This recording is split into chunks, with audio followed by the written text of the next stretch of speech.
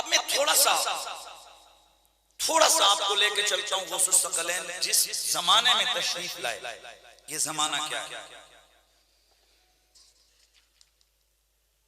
ये वो जमाना है 6वीं सदी का कि मुआशरा हर सू बिगाड़ और खलफिशार से भरपूर है। ये अब्बासी खुलफा का जमाना है। गौसे आज़म ने 5 अब्बासी खुलफा का दौर पाया। कितना? 5 अब्बासी खुलफा।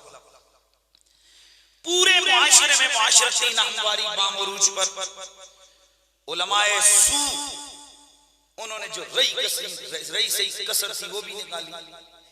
2 नंबर सूफी तसव्वुफ के लिबादे में शरीयत की इस कश्ती पे सुराख करने लगे हुए।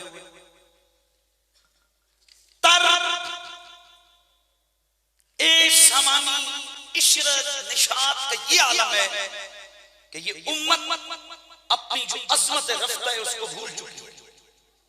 अपनी अज़मत और अपनी अक़दार को पसे पुश डाल चुका। मैं थोड़ा सा आपको इमाम इब्ने जोज़ी के अल-मुंतज़म से 2-3 हवाले अर्ज कर रहा हूं। आप 9वीं जिल्द पे 36 के ऊपर लिखते हैं कि ये वो जमाना है कि हुक्मरानों की एक तर्श हवस परस्ती दौलत परस्ती का ये आलम है कि बादशाह तो बादशाह हैं, उनकी बीवियां उनके घरों के हालात क्या हैं। खलीफा मुक्तदा ने सुल्तान मलिक शाह की बेटी से शादी की तो जहेज का सामान 130 ऊंटों पे लादा गया।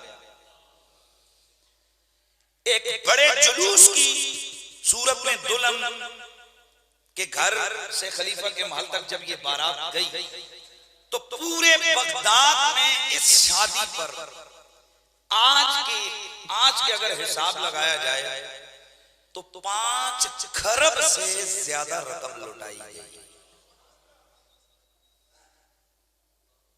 ये एक शादी।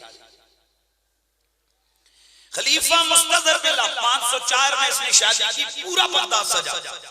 जहेज का सामान 162 ऊंटों पर और 27 खच्चरों पे लादा गया और खलीफे का महल सोने चांदी के तहाइफ और बाकी चीजों से भर गया।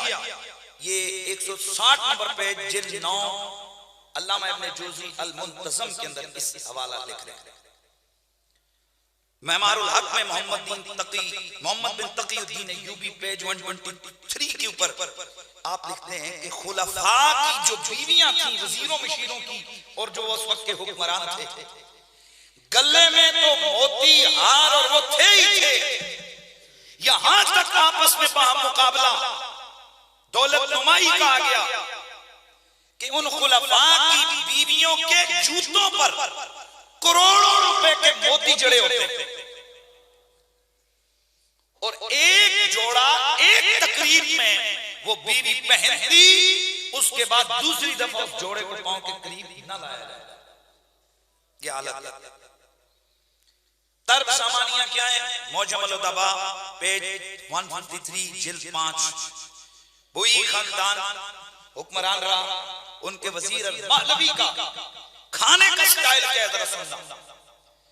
हर वक्त दस्तरखान पे 30 से 40 किस्म की डिशें होती और इस वजीर मौसूफ के दाएं और बाएं 2 खादिम होते। दाएं एक खादिम जिसके हाथ में शीशे की चमचे पकड़ी होती और वो पकड़ाता और ये वजीर एक डिश में एक दफा वो चम्मच उठा के मुंह में डालता और वो चम्मच बाएं खड़े अपने खादिम को दे दी जाती और एक दफा सिर्फ एक ही चम्मच इस्तेमाल होती और कई दर्जन चमचे एक दिन में इस्तेमाल होती है खाने में और बस उसके बाद उनको जाया कर दिया जाता। ये अंदाज है उस वक्त के मुसलमान हुक्मरानों का। और फिर इब्ने खलकान इसी वजीर के दरबार का नक्शा खींचते हैं। उलमा की हालत बता रहा हूं, जैसे आज के हालात आपको नजर आ रहे हैं, अब जरा उस जमाने में देखिए। ये लिखते कि हर हफ्ता 2 दिन इस वजीर के दरबार में 2 रातों को मजलिसें मुनक्किद होती। शराब नोशी करने के लिए एक स्पेशल महफिल होती जिसमें फुकहा और काजी जमा होते। इनमें काजी इब्ने करिया, इब्ने मारूफ, काजी तनोखी वगैरह ये सब बड़ी उम्र के लोग थे। ये जमा होते इनके हाथों में आला किस्म की शराब होती। इस शराब को पी के जब थकते फिर उसमें अपनी दाढ़ियों को डुबोते और दाढ़ियों को डुबोकर अपनी दाढ़ियों को हिलाते और एक दूसरे पे वो शराब के कतरे फेंकते, छिड़कते उन शराब के कतरों को। फिर रक्सो सुरूद होता। 2 दिन ये महफिल जमती और अगले दिन जब सूरज तुलू होता तो यही साहिबाने जनाब क़ज़ा और फुक़हा ये सारे जुब्बों और कुब्बों से मलबूस होकर लोगों की क़ज़ा और क़दर के फैसले करते। ये अहवाल बता रहा हूं मैं आपको। और ये भी ज़हन में रहे कि आपने एक नाम सुना होगा खिशीशीन, ये जो हशीश पिलाकर इब्न अब्दुल्ला बिन सबा जिसने अलमूद के इलाके में एक अपनी जन्नत कायम की थी, ये खुदकुशी की, ये जो लोगों को खुदकुशी करके कत्ल करने का सबसे पहला मुजिब, ये भी गौस पाक के जमाने का हाल। ये सब वही जमाना है। अल-ग़र्ज़ पूरी सल्तनत इस्लामिया कुरूने उला के उनासार से और अपनी अक़दार से बिल्कुल तबाही और बर्बादी की तरफ जा रही है। और आपको मेरे नबी की वो हदीस तो सुनी होगी। मेरे नबी ने फरमाया हर जमाने में मेरी आल का कोई ना कोई बंदा आएगा जो मेरी उम्मत की डूबती हुई कश्ती को किनारे पे लगा देगा। चुनांचे हुजूर की आले बैत में से हजरत शेख अब्दुल कादिर जीलानी आपको अल्लाह तबारक व तआला ने चुना और आप जिस वक्त बगदाद के अंदर आपकी जलवा नुमाई हुई। अब जरा मैं उस तरफ आता हूं कि शेख अब्दुल कादिर जीलानी ने फिर इन तमाम खुराफात, इन तमाम बिदआत, इन तमाम खराबियों और दाखिली और खारजी तमाम मामलात के खिलाफ किस तरह से जिहाद किया, ये आप सुनेंगे तो आपकी तबीयत अचरज कर उठेगी कि इस तमाम हालात जो बिगड़ा हुआ अंदाज था। अब्दुल कादिर जिलानी आज सैकड़ों साल, 1000 साल के बाद ऐਵੇਂ ही जिंदा नहीं है। अगर आप उसने कुछ किया है तो तब जिंदा है। पूरी दुनिया के मुसलमानों के सीनों में अब्दुल कादिर जिलानी का जो प्यार है ये वैसे नहीं आ गया। किसी ने कुछ किया होता है तब अल्लाह उसे इतना रुतबा अता करता है। हवाले उम्मत ये है, एक तरफ सियासी हवाले से फ्रांसीसी हमलावर हो रहे हैं, मुसलमानों को कत्ल कर रहे हैं, मुल्कों के मुल्क कब्जे में आ रहे हैं, सुलजूकियों के हमले हो रहे हैं और दाएं बाएं इंतशार इफ्तराक का दौर है। अब अब्दुल कादिर जिलानी को अल्लाह ताला बगदाद के अंदर जलवागर फरमाता है।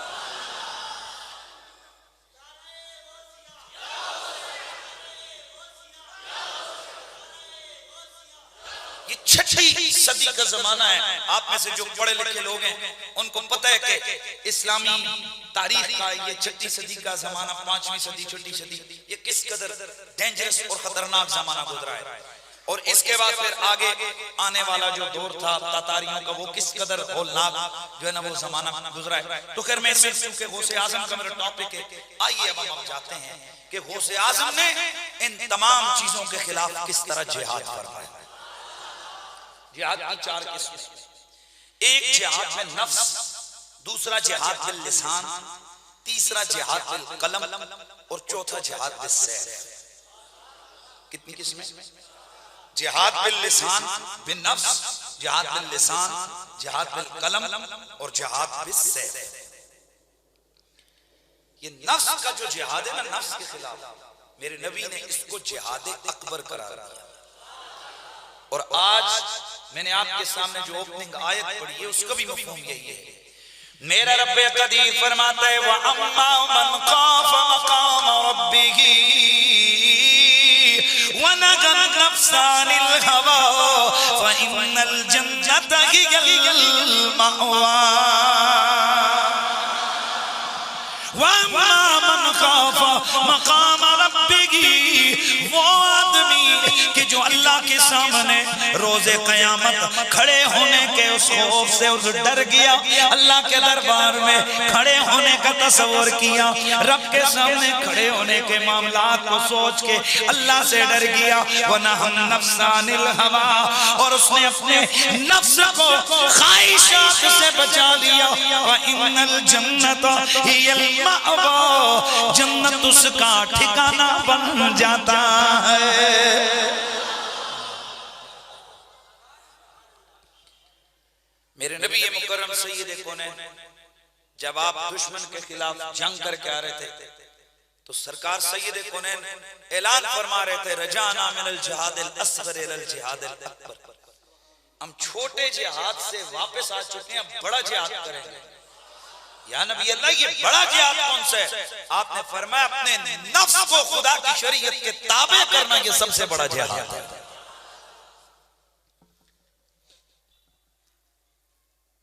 इमाम शाफई रहमतुल्लाह ताला अलैह, इमाम शाफई आप फरमाते हैं कि गौसे आज़म ने नफ्स के खिलाफ इस कदर जिहाद किया कि इनका नफ्स अम्मारा नफ्स राजिया में तब्दील हो गया। अपनी ख्वाहिशात को कैसे कुचला शेख अब्दुल कादिर जिलानी ने 25 बरस खुद फरमाते हैं कि इराक के सहराओं में मैंने रियाजत की, 20-20 दिनों तक खाने को कुछ नहीं मिलता, चंद पत्ते और जड़ी बूटियां खा के गुजारा करते। फरमाते एक दफा मुझे कोई काबिले कदर चीज खाने को न मिली तो मैं शहर की तरफ आया कि मबादा मुझे कोई हलाल चीज जिससे मेरी जान बच जाए वो खाने को मिले। फरमाते हैं एक मैदान में आया, वहां मैंने 70 फुकरा को देखा जो मुझसे भी ज्यादा शिद्दत की हालत में थे। चुनाचे मुझे हया आई, मैं वहीं से वापस लौट आया और रास्ते में मुझे मेरे इलाके का एक आदमी मिला, कहने लगा मैं तो आप ही को ढूंढ रहा था, आपकी वालिदा ने ये सोने के जर्रात दिए आपके लिए। फरमाते कि मैंने वो लिए और वो सोने के टुकड़े लेकर गए और वो सारे 70 में बांटे और उनमें 70वां हिस्सा अपना रखा। अब उसके भी जाकर फरमाते हैं मैंने खाना और फल वगैरह लिए और लाकर मैंने फुकरा में तकसीम कर दिए। अब अब्दुल कादिर जिलानी की यारवी करने वालों, आज जो पूरी दुनिया में यारवी के नाम से लोगों में, गरीबों में, मसाकीन में, भूखों में लंगर बांटा जाता है, इसके पीछे बहुत बड़ा एक तसव्वुर और सिलसिला मौजूद है। अब्दुल कादिर जिलानी फरमाते हैं जब मैंने फुकरा को खिलाया तो फिर मुझे एक बात समझ आई कि अल्लाह की इस पूरी शरीयत में ऐसा अमल जो खुदा को सबसे ज्यादा खुश कर दे, फुकरा और गरीबों को खाना खिलाने से बड़ा मैंने कोई नहीं देखा। मैंने खाना, मैंने नमाजें भी पढ़ी, रियाजतें भी की, मैंने बहुत कुछ किया, लेकिन खुदा की रिजा को सबसे ज्यादा मैंने जिस चीज में पाया वो क्या था? वो गुरबा को खाना खिलाना था।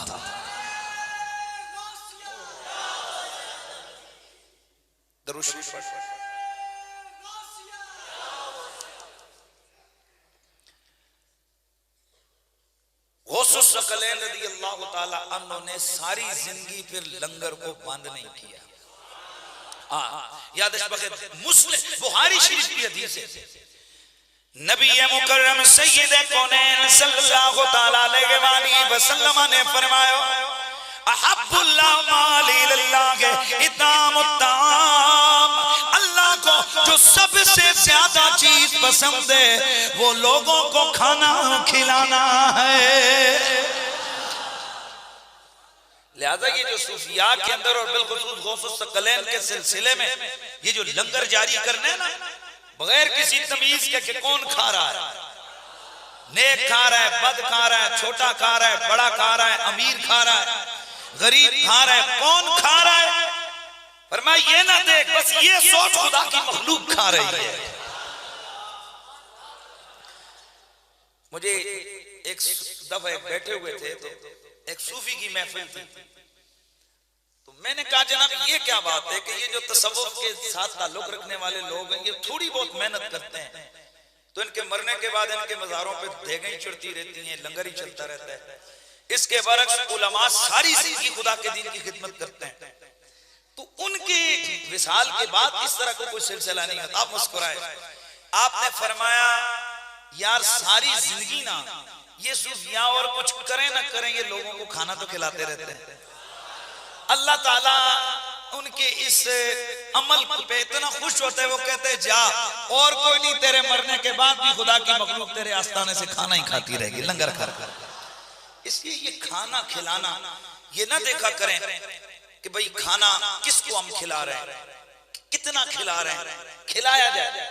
और आप हैरान होंगे, हाँ डॉक्टर डेनी, याद आ गया, इंग्लिस्तान के एक बड़ा मशहूर मुअर्रिख है, आप जानते हैं। वो कहते हैं कि इस्लाम ने जो लोगों के दिलों में घर पैदा किया, मैंने गहरी नजर से मुताला किया कि उसके पीछे खिदमत खल्क और बिलखुसूस मखलूक खुदा की भलाई और मखलूक खुदा को जो खिलाना पिलाना और उनके उमूर की निगहबानी और निगहदाश्त रखना, इसने लोगों के दिलों में इस्लाम को बहुत ज्यादा गहरा कर दिया था। ये कोई मामूली काम नहीं। मेरे हुजूर सैयद कौनैन अपने घर में कई कई दिन तक चूल्हा नहीं जलता था, लेकिन तारीख बताती है, पूरी रसूलुल्लाह की सीरत तैयबा का जब मुताला किया जाए तो एक भी ऐसा मौका नहीं आता कि कभी हुजूर के आस्थाने पर कोई आया हो और भूखा गया हो। अगर खुद घर में नहीं था ना तो मेरे मुस्तफा की सदा लगी और सहाबा के घरों से आया, लेकिन जो आने वाला था वो कभी भूखा नहीं गया। और ये वाकया मैं अशरा मुबशरा के टॉपिक के तहत मैं बयान कर चुका हूं कि जिसने हुजूर की बारगाह में आके अपना लंगर पेश किया ना, उसको फिर मिला कितना। हजरत अब्दुर्रहमान बिन औफ रज़ियल्लाहु ताला अन्हु फरमाते हैं कि एक दफा हम हुजूर के साथ थे, कितने में हसन हुसैन रोते हुए आए। पूछा सरकार ने क्या हुआ, आज की नाना भूख लगी है। फरमाते हैं कि हुजूर सैयद कौनैन ने बीबी पाक से आयशा सिद्दीका से पूछा कि कुछ है। अर्ज किया हुजूर कुछ नहीं, घर में खाने के लिए कुछ नहीं। हुजूर सैयद कौनैन की तबीयत पाक पर इनके बाद तारी हुआ। फरमाया कौन है जो इनको खाना खिलाएगा। अब्दुर्रहमान बिन औफ फरमाते हैं मैं आ रहा था अंदर, मेरे कानों में बस ये आवाज पड़ी, मैं वहीं से दौड़ता हुआ वापस घर गया, 2 रोटियां लेके आया, ऊपर उनके सालन रखा और एक रिवायत में आता है हलवा रखा। यार मेहरबानी, मीठी चीज रख के ला के मैंने एक रोटी इमाम हसन को पेश की, एक रोटी इमाम हुसैन को पेश की। जब उन्होंने खिलाया, खाना खाया, हुजूर के हाथ उठ गए। फरमाया या अल्लाह अब्दुर्रहमान बिन औफ को दुनिया भी कसरत में अता कर, उक़बा भी कसरत में अता फरमा। और ये अब्दुर्रहमान बिन औफ रज़ियल्लाहु ताला अन्हु है। जब आपका विसाल होता है, आपका जो तिरके का माल है उसमें जो सोना है, उस सोने को तकसीम करते हुए इतना सोना है कि काटते काटते आरियां टूट गई थी। और आप फरमाया करते थे ये उन 2 रोटियों का सदका है जो मैंने रसूल की आल की खिदमत की थी। तो बहरहाल टॉपिक आ चुके बहुत तवील है, मैं चाहता हूं कि मैं उस तरफ जाऊं। तो गुस्ल सकलैन फरमाते हैं कि मैंने सबसे बड़ा काम क्या पाया, बोलो ना यार, भूखों को ऊंचा बोलो, भूखों को खाना खिलाना। 40 साल तक ये नफ्स के जिहाद की बात कर रहा हूं। फजर के वुजू से, इशा के वुजू से फजर की नमाज ना की। ये कई लोगों ने इसका मजाक उड़ाया, अच्छा जी क्या उन 40 सालों में उनका कभी हुई? ये अक्सरियत के ऊपर हुक्म लगता है। महीने में अगर कोई एक बंदा एक आध दिन घर में आ जाए तो क्या कहते हो जी महीना ही उठे रहा, कहते हैं कि नहीं कहते? तो अक्सर औकात यानी फरमाते हैं जाग के अल्लाह की इबादत में गुजारो। इसका मकसद ये होता है कि रात शब बेदारी नहीं कि सारी रात। और फरमाते हैं कि 15 साल तक बाद इशा कुरान मजीद शुरू करते और फजर की अज़ानें हो रही होती, आप वन्नास की तिलावत खत्म कर रहे होते।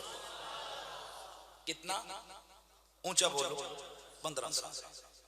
और फरमाते हैं 11 साल तो मैंने बुर्ज उजमी में इबादत और रियाजत में गुजारे, ताआ कि अल्लाह रब्बुल इज्जत की तरफ से ऐलान और पैगाम आया, इल्हाम आया, अब्दुल कादिर हम तेरी इबादत से खुश हो गए। किसी ने पूछा जनाब ये जो जिहाद बिन नफ्स आपने किया है तो ये कितनी, और इसको आपने अल-फतहुर रब्बानी के अंदर आपने बयान किया कि जो नफ्स के खिलाफ जिहाद है, फरमाते हैं इसकी 8 खसलतें जिनसे हासिल होता है, सखावत इब्राहिम हो, रिज़ाए इसहाक हो, सब्र अय्यूब हो, इशारे ज़करिया हो, गुरबत यहया हो, खिरक़े मूसा हो, सियाहत ईसा हो और फ़क्र मोहम्मद हो। ये चीजें जब आती हैं तो बंदा इनके जरिए से अपने नफ्स के खिलाफ बोलिए जिहाद कर सकता है। नफ्स लालची होता है, ये नहीं चाहता कि अंदर से जेब से निकल के किसी तक पहुंचे। पर इब्राहिम की सखावत कह रही होती है उस वक्त तक खाना नहीं खाना जब तक दस्तरखान पे कोई मेहमान ना बैठा हो। सुभान अल्लाह की आवाज साथ साथ आती है। नफ्स जरा सी शक्ति के ऊपर बिलबिला उठता है, शिकायत और शिकवों के अंबार लगा देता है, पर सब्र अय्यूब ये तरबियत करता है कि हजार गम हो लेकिन इसके बावजूद जुबान पे कोई महबूब के बारे में शिकवा और शिकायत नहीं आनी चाहिए। आरे से जिस्म चिर जाए, हजरत ज़करिया अलैहिस्सलाम का शिकायत का लफ्ज जुबान पे नहीं आता।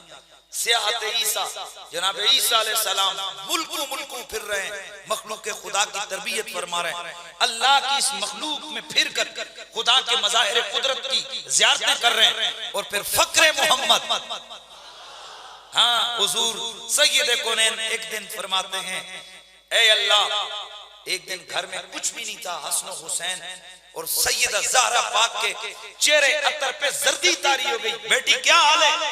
अर्ज की अब्बा जान तीसरा दिन है कुछ खाया नहीं है। मेरे नबी ने आसमान की जानिब देखा, इतने में अल्लाह रब्बुल इज्जत की तरफ से जिब्रील उतर आया, हबीब मैं तेरा रब तुझे कहता हूं, अगर तू चाहता है तो ये सारे पहाड़ तेरे साथ में सोने के बना देते, जिधर जिधर तू चलेगा उधर उधर ये सोने के पहाड़ तेरे साथ चले, खुद भी खाएगा, तेरी आल भी खाएगी, तेरी उम्मत में भी ये सोना चांदी कसरत पहाड़ सोने के बना दूंगा।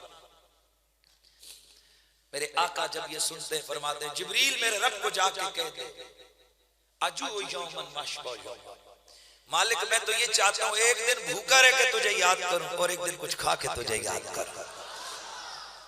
मैं ये नहीं चाहता कि ये सोने के पहाड़ मेरे साथ रहे, मैं चाहता हूं तू हर वक्त तू मेरे साथ रहे। मैं बोलूं तू बोले, मैं रोकूं तू रोके, मैं चाहूं तू चाहे, जिस पे मैं राजी हो जाऊं उस पे तू राजी हो जाए, जिससे मैं प्यार करूं उससे तू प्यार करे, जिससे मेरी दुश्मनी हो उससे तेरी दुश्मनी हो। फरमाया जिब्रील जा मेरे महबूब से कह दे, मुझे तेरी पूरी जिंदगी की कसम है, सुभान अल्लाह की आवाज है, मुझे तेरी पूरी जिंदगी की कसम है मेरे महबूब, तेरी उम्र की कसम है मेरे हबीब, मेरा ऐलान हो गया, मेरा वादा हो गया, तेरी यारी मेरी यारी, तेरी इताअत मेरी इताअत, मैं युतिर रसूल फक़द अता अल्लाह, ऐलान करता हूं जो तेरा हो गया वो मेरा हो गया।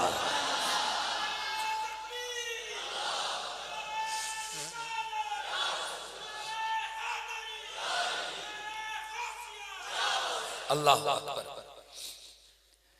इसीलिए मेरे शहंशाह गोरड़ा, जरा अब थोड़ा मैं चाह रहा हूं थोड़ा मोहब्बत की कैफियत आ जाए ना। शहंशाह गोरड़ा आपकी रूह तड़पी, आप फरमाते हैं कि कोई मिसल नहीं जानी दी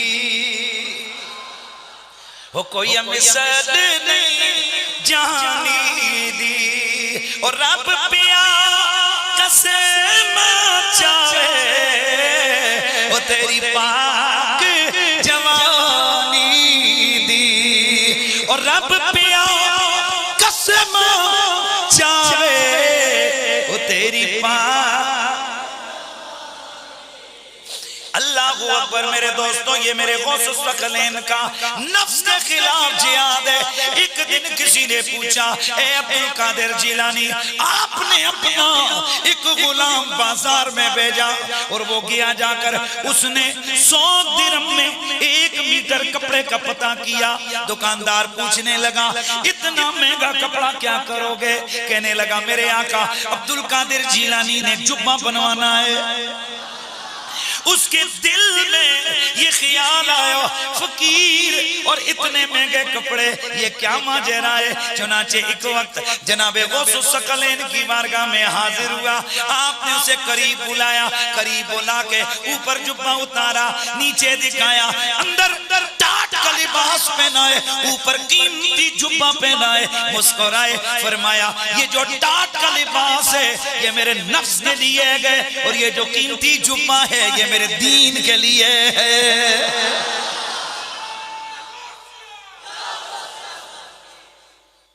ये मैंने बड़े बड़े जो उमरा और खुलफा है ना, ये मैंने उनकी निगाहें झुकाने के लिए ये जुब्बा पहन के मैं इस तरह बैठता हूं मिंबर के ऊपर, ताकि इन लोगों के सामने मेरे दीन की, रसूल की, शरीयत की तौहीन का पहलू ना निकले और वो इनको हल्का ना समझे। रह गया मेरा नफ्स, तो मैं नफ्स को खुश करने के लिए नहीं ये पहनता, मेरे नफ्स के लिए ये मेरा टाट का लिबास है। जिहाद बिल नफ्स। दूसरा जिहाद बिल लिसान। नबी पाक सल्लल्लाहु ताला अलैहि वसल्लम ने फरमाया था कि जालिम हुक्मरान के सामने कलमाए हक कहना ये सबसे बड़ा जिहाद है। मुझे बोलिए, ये सबसे बड़ा जिहाद है। इब्ने हुबैरा जालिम वजीर था। आप एक दिन मिंबर पे बैठे, सामने वो वजीर आके बैठ गए। आप अपनी खानकाह के दरख्त से मुखातिब होकर फरमाए, दरख्त जुल्म से बाहर आ जा वरना मैं तेरा सर कलम कर दूंगा। इब्ने हुबैरा को समझ आ गया कि ये किसी और को नहीं है, मुझे कहा जा रहा है। एक दफा खलीफा मुस्तंजिद बिल्लाह, ये वो वक्त है आज जो हमारे खुलफा हैं जिनको हमने अपने वोटों से नामजद किया हुआ है और हर 5 साल बाद हमारे दहलीज पे भीख मांगने आते हैं। इसके बावजूद इनकी बदमाशियों का आलम ये कि ईमान से बताएं कि आप कोई आदमी इनको जरा खुल खुला के इनके खिलाफ बोल सकते हैं? सैकड़ों लोग इन्होंने गायब कर दिए, उनको कत्ल करवा दिया। ये तो उस जमाने की बात कर रहे हैं जब बादशाह जो है ना वो सार से और सफेद का मालिक होता था। खलीफा मुस्तंजिद बिल्लाह आपकी खिदमत में हाजिर हुआ। जी मुझे नसीहत करें। आपने निगाह उठाई, जलाले वसीयत माफ से मरूब हो गया, तुझे नसीहत करूं जी। आपने फरमाया जुल्म छोड़ दे। कहने लगा नहीं हुजूर मैं तो जुल्म नहीं करता। 10 दिरहम और दीनार से भरी थैलियां हुजूर की खिदमत में पेश की हज़रत गौस पाक की बारगाह। आपने जब वो थैलियां दी फरमाया मैं ये नहीं चाहता, ले जा। कहने लगा नहीं। जब इसरार किया आपने उन थैलियों को पकड़ के जोर से जब उन्हें निचोड़ा, जोर से जिस वक्त निचोड़ा, किसने? जनाब हजरत गौसे आजम रज़ियल्लाहु ताला अन्हु ने जोर से पकड़ के निचोड़ा। उनमें से खून बहने लगा। आपने फरमाया ये लोगों का खून जमा करके तू मुझे खिला रहा है? आप जलाल में फरमा मैं खुदा के गजब और खौफ से न डरता, और चूंकि तू रसूलुल्लाह के चच्चे की औलाद में से, अगर मुझे खानदान रसूल का पास ना होता तो ये जो खून है ये बहता हुआ तेरे महल को अपने हिसार में ले लेता, तेरे महल तक चला जाता। जालिम हुक्मरान, तू लोगों का माल लूट के उसे फकीरों को लाकर उन्हें खरीदना चाहता।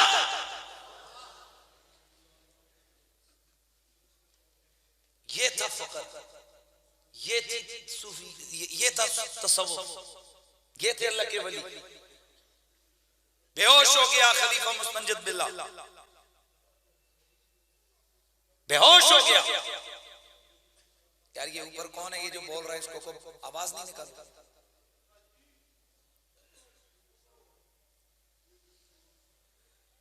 बेहोश हो गया खलीफा मुस्तंजिद बिल्लाह। जब होश में आया रोता हुआ अपने घर में जाकर गोशा नशीन रहा और कहने लगा अब्दुल कादिर तूने मेरे सीने को छलनी छलनी कर दिया। असर था लोगों की बातों का।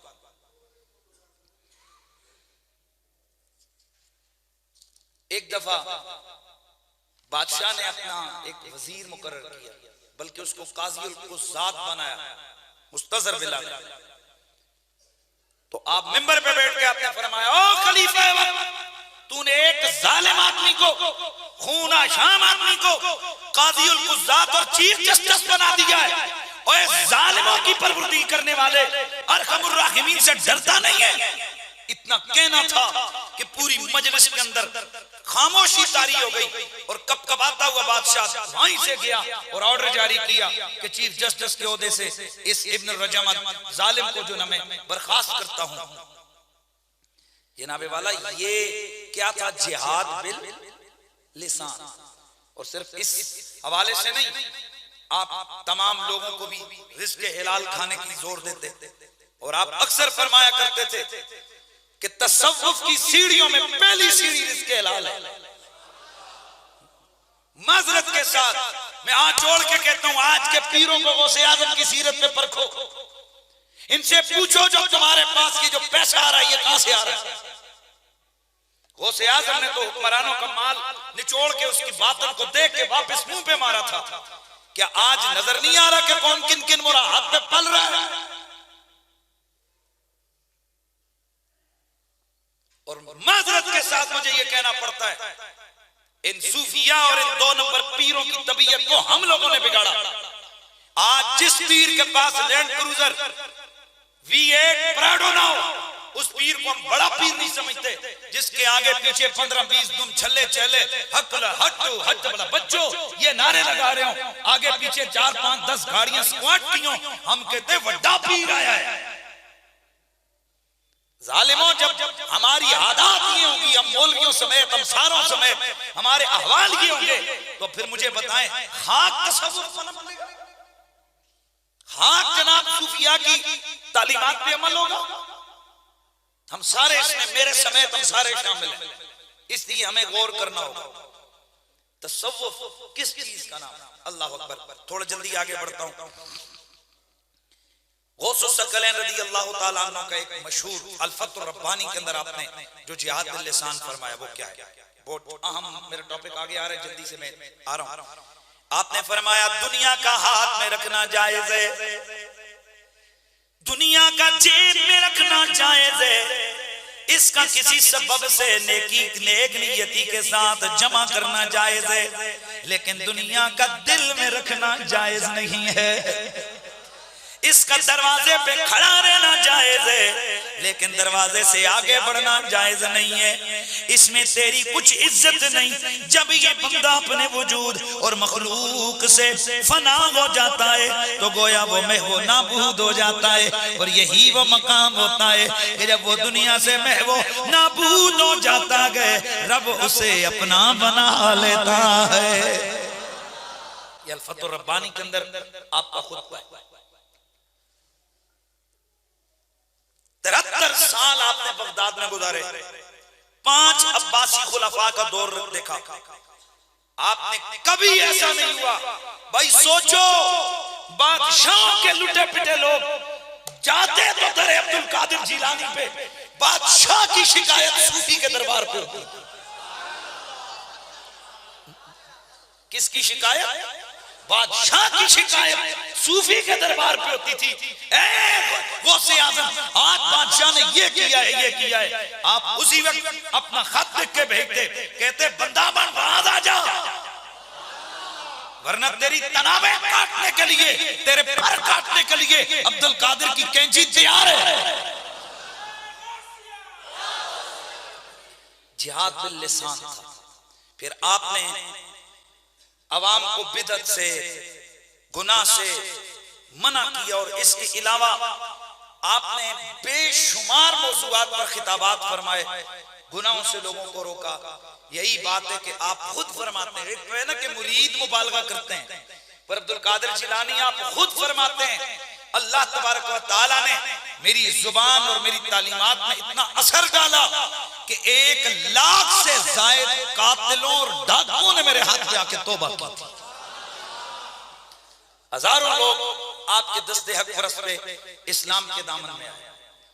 ये क्या था? जिहाद बिल लिसान। अब आते हैं जिहाद बिल सैफ की तरफ। अब जो चीजें मैं अर्ज करूंगा, एक दफा आपकी तबीयत खुश हो जाएगी कि यार ये क्या तारीख है, हमें तो इसका पता ही नहीं है। इस्लामी तारीख के अंदर जिहाद बिल सैफ, आपका मदरसा था बगदाद में, मदरसे कादरिया के एक शोबा था जिसका नाम था हिरकतुल जिहाद। साहिब कलायदुल जवाहिर ने लिखा कि आपके मदरसे में एक शोबा था जिसका नाम क्या था? हिरकतुल जिहाद। ये दौर बातियों का दौर था। हसन सबा कला अलमूद के अंदर वो मौत बांट रहा था। सुल्जूकी खुलफा और फ्रांसीसी आपस में बाम बरसरे पैकार थे। आप तवज्जो से सुनना, इमादुद्दीन जंगी ने, ये बादशाह गुजरे, तारीख वाले जानते हैं, फ्रांसीसियों को वहां से निकाला। फिर बाद 541 में अब्दुल्ला हसन सबा, वो जो बातियों का वो खलीफा था, उसकी एक जिसको कहते हैं खुदकुश स्क्वाड ने खलीफा इमादुद्दीन को 541 में शहीद किया। अब तवज्जो से सुनना है, सुल्तान सलाउद्दीन अय्यूबी, सुल्तान सलाउद्दीन अय्यूबी ये इनका वालिद नजमुद्दीन अय्यूब ये इस जंगी की फौज का सिपा सालार था। भाई तवज्जो करना है, ये नजमुद्दीन अय्यूब ये इस इमादुद्दीन जंगी की फौज का सिपा सालार था। अब ये नजमुद्दीन अय्यूब कौन है? ये सुल्तान अय्यूबी का बाप है। ये कौन है? तवज्जो से सुनना है। ये कुर्द के इलाके कुर्दिस्तान, जो इराक का एक इलाका, आज भी कुर्द का इलाका कुर्दिस्तान एक मौजूद है, जो तुर्की और इराक के जो ना बॉर्डर लाइन पर ये बहुत बड़ा इलाका है, जिसमें करोड़ों जो है ना आपको कुर्द हो चुके हैं। अब ये जो कुर्द जिनको कहते हैं कुर्दिस्तान, अब ये जो कुर्दों का इलाका था, ये एक ईसाई लोग थे। ये कुर्द कौन थे बोलो? बड़े गौर से सुनना है, ये कौन थे? ईसाई। तारीख बताती है कि मुसलमान खुलफा ने पूरी दौरे हुकूमत में इन कुर्दों को ज़ेरे नगी न कर सके। हमेशा इनसे जाके शिकस्त खाई थे ये ईसाई, लेकिन इस कदर जंगजू और दलेर कौम थी कि खुलफा सर पटकते रहते, इस्लामी फौजें बड़े बड़े कले फतह कर लेती, लेकिन कुर्दों के सामने जाकर बेबस हो जाते। अब सुनना जरा गौर से, शेख अब्दुल कादिर जिलानी कुर्दिस्तान में गए, वहां जाकर आपने पूरे इलाके को मुसलमान कर दिया। अब जो कुर्दिस्तान के इलाके में गौसे आजम ने लोगों को मुसलमान किया, उन्हें अपना मुरीद बनाया, उन्हीं मुरीदों में एक मुरीद नजमुद्दीन अय्यूब है। ये नजमुद्दीन अय्यूब कौन है? ये सुल्तान अय्यूबी का बाप है। यही सुल्तान अय्यूबी का बाप ये फिर इमादुद्दीन जंगी की फौज का सिपा सालार बनता है। और अब तवज्जो करना, ये इराक बगदाद में आकर गौसुस सकलैन की खिदमत में आता है और 10 साल की उम्र है सुल्तान अय्यूबी की, मेरे गौस के कदमों में लाकर बिठा कर कहता है, ए मेरे आका, ये मेरा बेटा है, इस पे निगाह करम रखें। गौसे आजम दलासा देते हैं अय्यूबी के सर पे और उसके मुंह में लोहाब डालते हैं और फरमाते हैं, मेरी आंखें देख रही हैं, अल्लाह इस बच्चे के हाथों एक बहुत बड़ा काम लेने वाला है। अब जरा तवज्जो से सुनते जाना है। ये सुल्तान सलाहुद्दीन अय्यूबी का बाप नजमुद्दीन अय्यूब इमादुद्दीन जंगी की फौज का सिपा सालार, इमादुद्दीन जंगी के बाद उसका बेटा नूरुद्दीन जंगी आता है। यार मेहरबानी जरा तवज्जो से, नूरुद्दीन जंगी आता है। अब बहुत बड़ा जुमला कहने लगा हूं। नूरुद्दीन जंगी कौन है? मेरे गौसे आजम जिलानी के मदरसे के अंदर फारुग तहसील होने वाला है। अब अगला जुमला आने लगा है, ये सुल्तान अय्यूबी कौन है? मदरसे कादरिया के शोबा हिरकतुल जिहाद के अंदर जिहाद की तरबियत देने वाला अब्दुल कादिर जिलानी का मुरीद है। नूरुद्दीन जंगी भी मुरीद, सुल्तान अय्यूबी भी गौसे आजम का। यार बोलो, ऊंचा बोलना है। सुल्तान अय्यूबी भी गौसे आजम का मुरीद है, नूरुद्दीन जंगी भी। हाँ, अभी भी बहुत सारे लोग परेशान बोल नहीं रहे, ऊंचा बोलना है। नूरुद्दीन जंगी भी सुल्तान अय्यूबी का मुरीद है और सुल्तान अय्यूबी भी। अच्छा, अब जो मैं आगे अर्ज करने लगा हूं, सुल्तान सलाहुद्दीन अय्यूबी जब सलीबी जंग लड़ता है, गौसे आजम की तरफ पैगाम आता है, मेरे आका, मुझे ऐसे मुबल्लिग चाहिए जो मेरी फौज के अंदर रूह फूंक दे, जो मेरी फौज को इस्लाम के उसूलों पे जिहाद पे आमादा करें कि वो अपनी जान की परवाह न करें। गौसे आजम अपने बेटे सैयद अब्दुल अजीज को कुर्दिस्तान के इलाके में भेजते हैं। ये वो वक्त है कि जब फौज की अशद जरूरत है। आपका 1 महीने का टूर लगता है, किसका? हजरत गौस पाक के बेटे सैयद अब्दुल अजीज रहमतुल्लाह ताला का। आप लोगों में वो कुव्वत पैदार करते हैं कि 30,000 का लश्कर सुल्तान अय्यूबी के साथ खड़ा हो जाता है। आकाज़ादतुल कुद्स पेज नंबर 242। आकाज़ाल जबल पेज 231। ये 2 किताबों का हवाला मैंने आपके सामने अर्ज किया। अब जो अगला जुमला अर्ज करने लगा उधर उसको सुनिए। सुल्तान सलाहुद्दीन अय्यूबी के 5 बड़े मशीर हैं। उन 5 बड़े मशीरों में 4 गौसे आजम के मुरीद हैं। के बंदो, ये बात अर्ज कर रहा हूं और आप इतना ढीले बोल रहे हो। सुल्तान अय्यूबी के 8 बड़े जर्नैल हैं, उन 8 बड़े जर्नैलों में 6 जर्नैल गौसे आजम के मदरसे के फारिग हैं। अब आगे बढ़ो, सुल्तान अय्यूबी की जो फौज बैतुल मक़दस को आजाद करती है उसमें 70% वो हैं जिन्होंने कलमा गौसे आजम के हाथों पढ़ा या जिन्होंने तरबियत गौसे आजम और उनके बेटों के हाथों हासिल की। अब समझ आई है ना कि जो किबले अव्वल आजाद हुआ इसके पीछे भी अब्दुल कादिर जिलानी मौजूद है।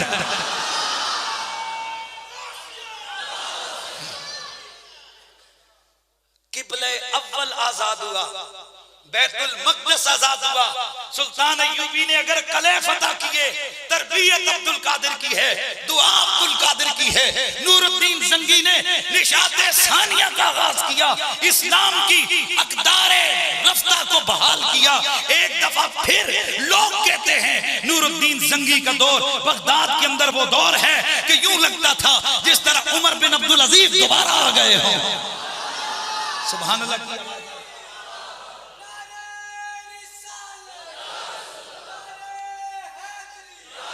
अब नूरुद्दीन जंगी मेरे गौसे आजम का मुरीद है। अब अगला जुमला बोलूंगा तो आप हैरान हो जाएंगे।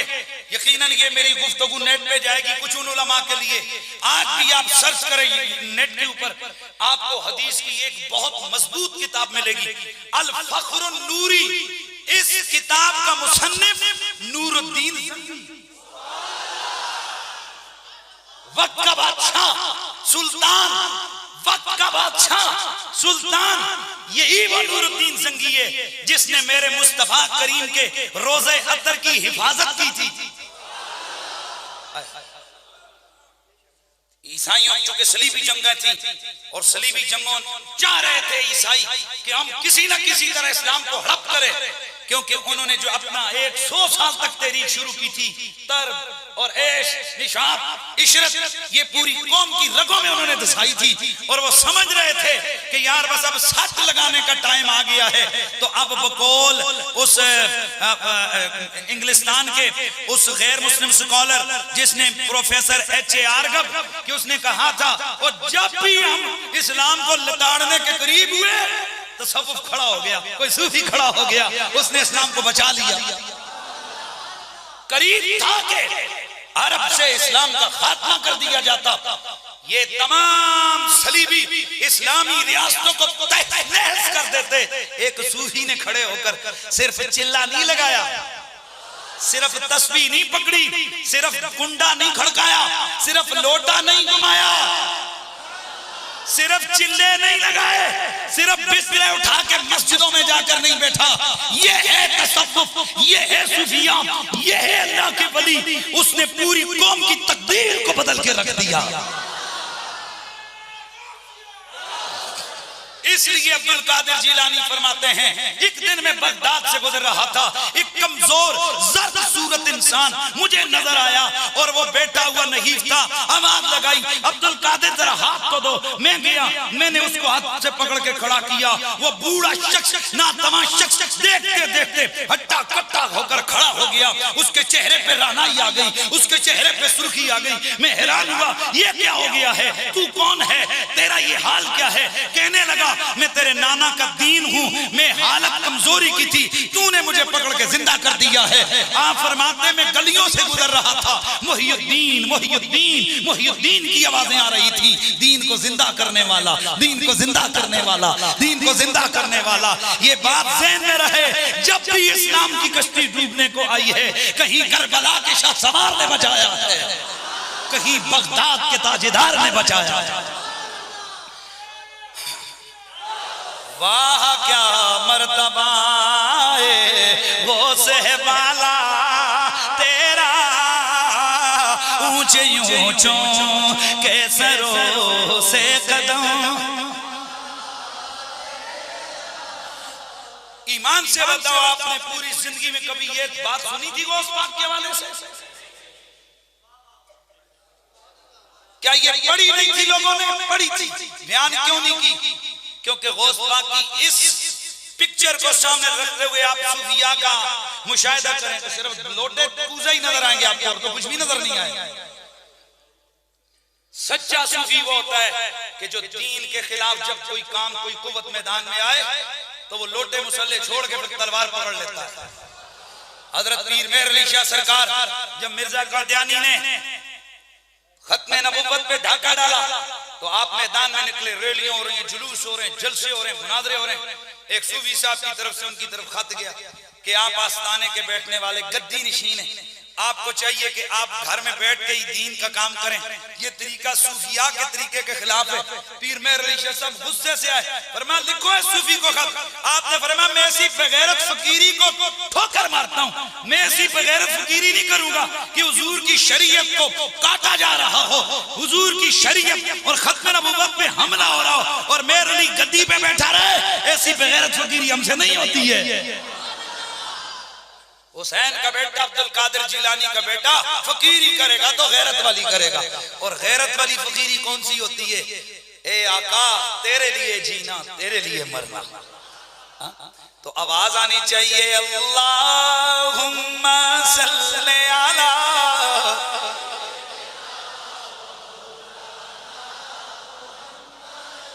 अल्लाह।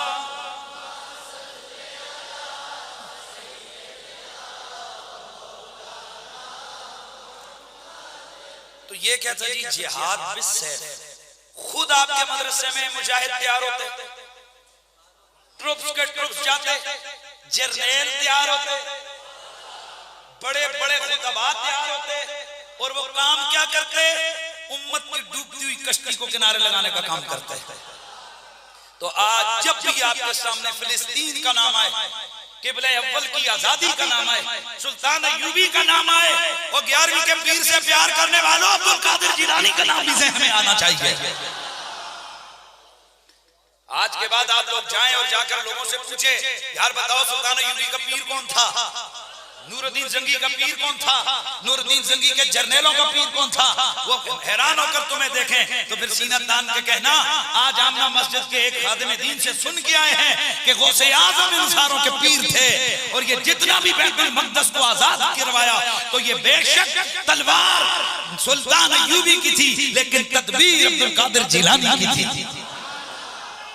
सुभान अल्लाह की आवाज़।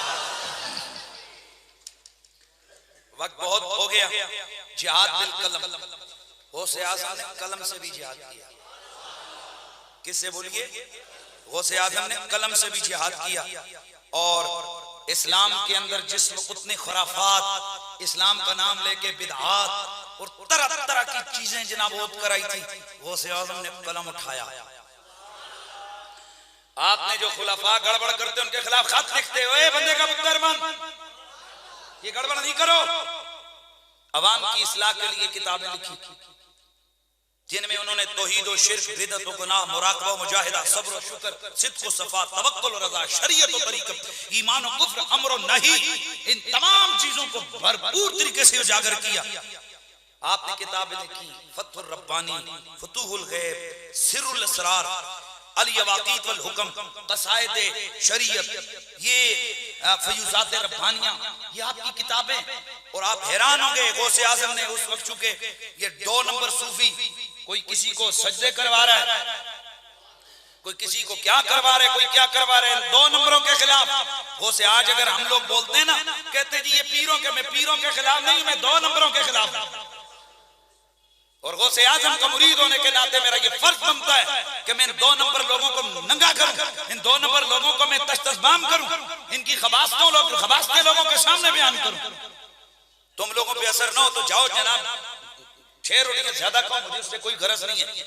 तो शेख अब्दुल कादिर जिलानी की सिर्फ एक किताब इधर सुनना है आपने, अल फतहुर रब्बानी।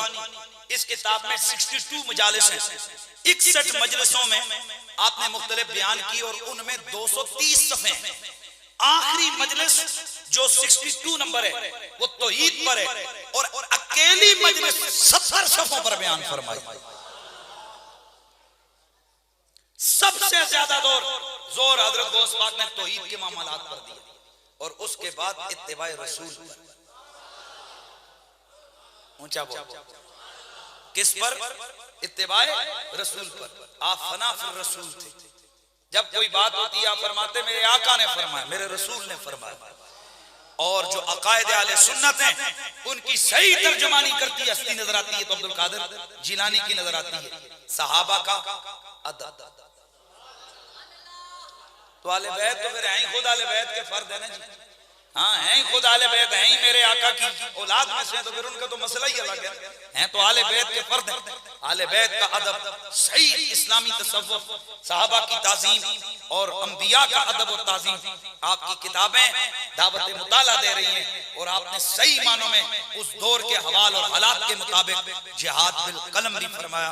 तो यही नजर आता है कि अब्दुल कादिर जिलानी सिर्फ एक पीर और सूफी नहीं था, अपने वक्त का बहुत बड़ा मुजाहिद भी था। अल्लाह